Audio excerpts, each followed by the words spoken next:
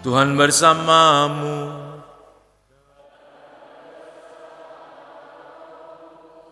Inilah Injil suci menurut Matius.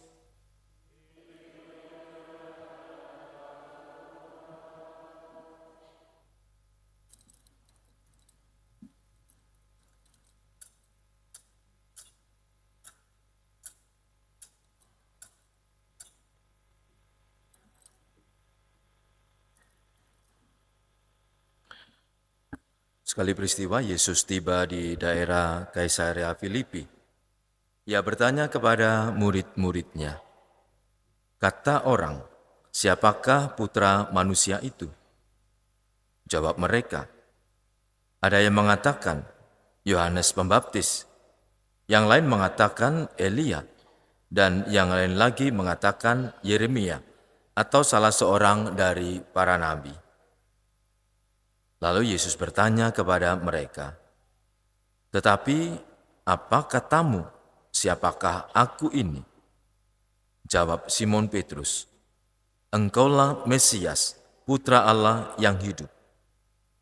Kata Yesus kepadanya, "Berbahagialah engkau, Simon, anak Yunus, sebab bukan manusia yang menyatakan itu kepadamu, melainkan Bapa-Ku yang di surga. Aku pun berkata kepadamu, engkaulah Petrus, dan di atas batu karang ini aku akan mendirikan jemaatku, dan alam maut tidak akan menguasainya. Kepadamu akan aku berikan kunci kerajaan surga. Apa saja yang kau ikat di dunia ini akan terikat di surga, dan apa yang kau lepaskan di dunia ini akan terlepas di surga." Demikianlah sabda Tuhan.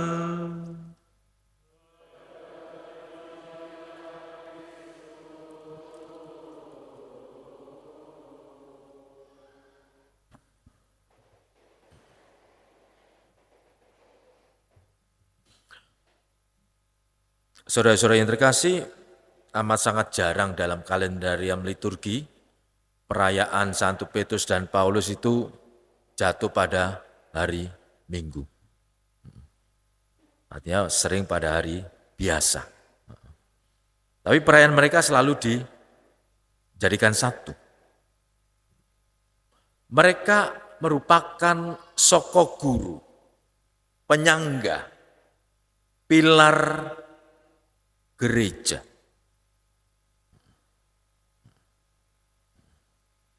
Pilar gereja.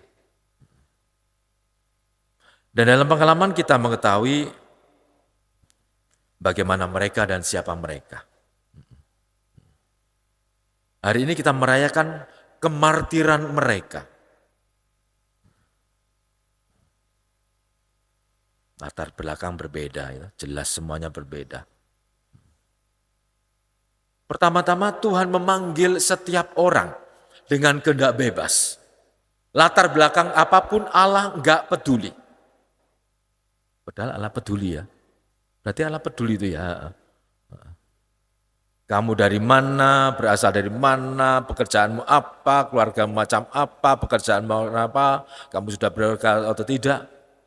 Tapi ketika ia berkehendak, maka kehendak itu pun juga harus terjadi. Tentu inisiatif berasal dari Allah, tentu pasti. Tetapi juga tanggapan jawaban manusia. Maka iman Katolik selalu begitu, tidak hanya mengandalkan rahmat semata, rahmat Allah semata, tidak. Tetapi juga tanggapan jawaban dari manusia. Artinya apa? Tuhan Allah tidak mengambil alih kebebasan. You mau atau tidak? Nah, bagaimana panggilan mereka menjadi martir? Pasti mereka bersentuhan dengan Allah. Pengalaman pribadi dengan Allah. Tidak bisa ditawar.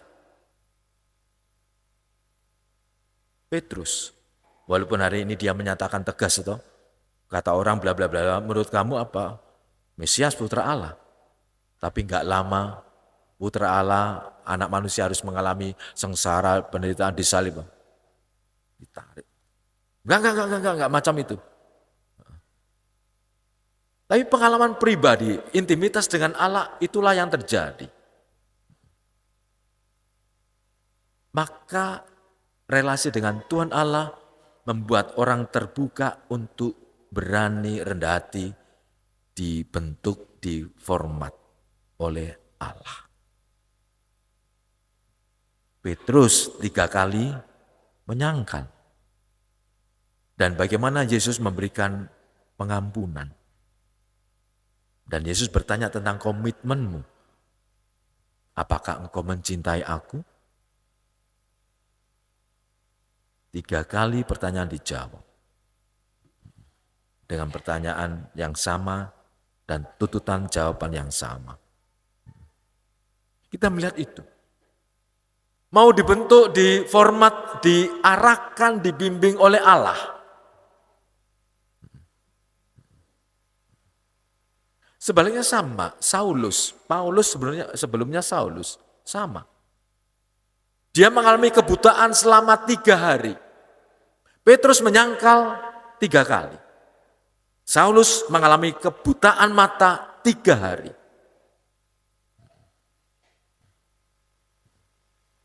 Tiga kali menjadi saat bagi mereka untuk merenungkan sungguh. Apakah aku dengan bebas mau dituntun, dibentuk, ditata oleh Allah. Itulah pertobatan. Maka setiap orang Kristiani, pertobatan pun juga harus nampak. Mereka mencurahkan darah dengan manja tentulah.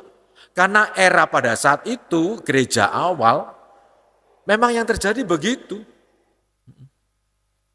Karena pengalaman pribadi dengan Tuhan begitu kuat, maka hidup mereka pun juga menjadi kuat. Mereka makin mengimani bahwa hidupku bukan lagi milikku. Dan ketika situasi era pada saat itu menuntut hal semacam itu, bahkan darah pun mereka berikan.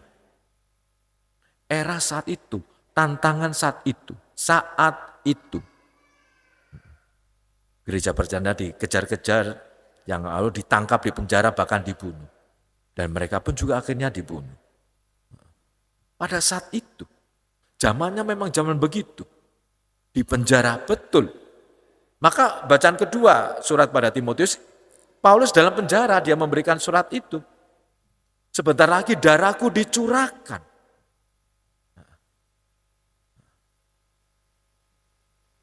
Aku berlomba sampai garis akhir. Dan aku mempertahankan iman. Maka pemberian diri bentuknya apapun, Paulus, Petrus bentuknya hidup darah, itulah ungkapan iman. Seorang martir bukan seorang yang konyol. Ada nilai yang aku perjuangkan, sehingga aku, ya karena itu tadi, hidupku bukan milikku. Maka seorang yang mau dibentuk melalui pertobatan adalah orang yang rendah hati. Orang yang tidak lagi memikirkan aman sendiri. Cari selamat. Nah. Maka renungan untuk kita pada era ini, kalau kita mengetahui ada 5 tugas gereja, 5 panca, 5 tugas gereja. Salah satunya menyinggung soal kemartiran. Apakah era sekarang itu minimal di tempat kita di Indonesia, apakah era sekarang ada yang memberikan darahnya? Bisa jadi ada, bisa jadi juga, dan seringkali tidak. Maka bentuk lain kemartiran apa era ini?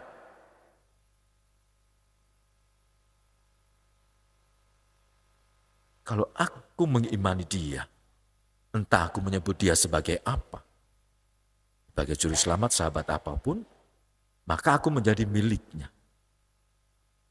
Dan ketika menuntut iman atas dia, maka aku harus mempertahankan. Maka yang dipertahankan, diperjuangkan mereka-mereka adalah soal iman. Iman bukannya sekedar pakaian, kalau suka ganti, kalau enggak ganti ya toh.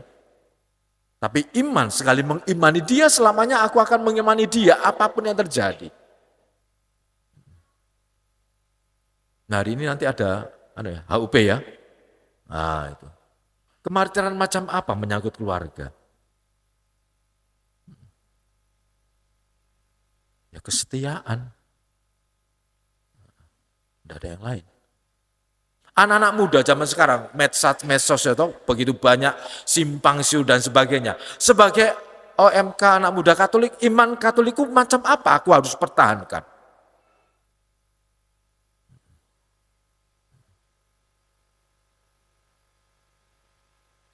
Gak enak gereja Katolik kering ya toh. Bosen lah. Romone jelek, jelek ya boya lali to. Gak plek itu. Wis gak enak lah semacam wis kering di gereja Katolik itu liturgine nyanyi kayak ngono, gak ono ngantuk ya toh. Padahal kowe wis bengok ya toh. Maka sungguh kemartiran. Ungkapan Latin mengatakan sanguis martyrum, semen Christianorum. Sanguis darah, darah kemartiran. Semen, bukan semen loh ya. Semen Christianorum, semen, benih. Maka seminari adalah tempat persiapan pembibitan pembenihan menjadi calon imam. Jadi seminari ambil dari semen. Maka sanguis martyrum semen Christianorum. Maka darah martir itu adalah benih kekristenan, kekatolikan. Dengan begitu sungguh hari ini kita bersama-sama berkaca dari mereka berdua. Mereka hidup dalam zamannya. Punya tantangan tersendiri. Kita pun saat ini sebagai orang Kristiani punya tantangan sendiri. Dan bagaimana aku memegang teguh imanku. Kata Paulus, aku mempertahankan sampai garis finish. Dan aku mempertahankan iman. Sampai finish tidak mudah. Analogi soal pertandingan olahraga. Bagaimana orang berjuang sampai finish, titik akhir. Tidak hanya sampai di sana. Dalam perjalanan menuju titik akhir banyak begitu halangan, godaan dan sebagainya. Tapi imanku aku pertahankan. Aku sampai garis akhir, garis finish dan imanku pun juga finish. Maka sungguh para saudara yang terkasih, hari ini gereja bersama-sama merenungkan panggilan bersama kemartiran. Bahwa gereja butuh martir-martir untuk saat ini. Bagaimana aku sebagai orang Katolik, sekali Katolik, aku tetap akan Katolik.